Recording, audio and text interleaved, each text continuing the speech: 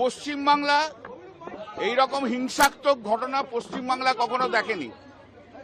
শুভেন্দু অধিকারী মুখ্যমন্ত্রী হওয়ার পর থেকে তার যে প্রতিশোধমূলক আচরণ, সেই প্রতিশোধমূলক আচরণ আজকের এই যে মিছিল, তাতেও পর্যন্ত তার প্রতিশোধমূলক আচরণ দেখা গেল। আপনারা জানেন যে হাইকোর্ট থেকে অর্ডার নিয়ে আমরা আজকে আমাদের যুব এবং ছাত্র উইং তারা এই মিছিল করতে গিয়েছিল এবং এই মিছিল করার সময় আজ সকাল থেকে এই অঞ্চলে এই যে গলিটাতে আপনারা দাঁড়িয়ে আছেন, এই গলিটার মধ্যে প্রায় 300 ছেলে উইদাউট হেলমেট, বিজেপির ছেলেরা 300টা ছেলে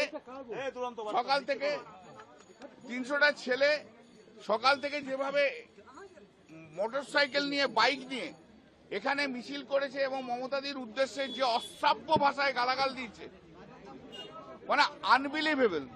একজন মহিলার দিকে তাকিয়ে তাকে দিকে যে অশ্রাব্য ভাষা মমতা বন্দ্যোপাধ্যায়ের সম্বন্ধে ইউজ করেছে, এ পশ্চিমবাংলায় কেউ কখনো শোনেনি। এবং এরা একদম ক্রিমিনাল, একবারে ক্রিমিনালদের মতো তারা কাজ করেছে। শুধু তাই নয়, তারপর সকাল থেকে উইদাউট পারমিশন একদম কালীঘাট থেকে বালিগঞ্জ ফাঁড়ি পর্যন্ত মাইক লাগিয়ে ডিজে চালিয়েছে এবং ডিজেতে গালাগাল দেয়া হচ্ছে। ডিজের গানগুলো, যেগুলো গালাগাল দেয়া গান চোর গান রয়েছে, সেই গানটানগুলো দেওয়া হয়েছে। এরপর তারা যখন মিছিল শুরু করতে যায়, তার আগে সিআরপিএফ পুরো আটকে রেখে দিয়েছিল।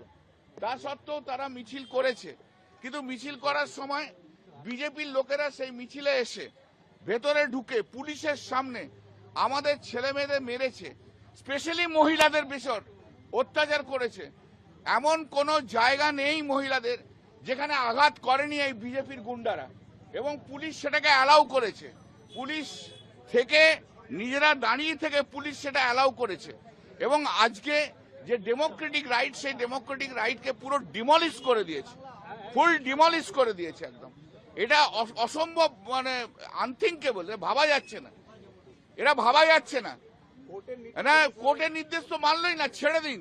কোর্টের নির্দেশে কি ছিল মিছিলটা করার? সেই মিছিলটা তো ভালোভাবে যাতে হয়, ল অ্যান্ড অর্ডার দেখার ডিউটি তো পুলিশের, সেই ল অ্যান্ড অর্ডার দেখলোই না তো পুলিশ।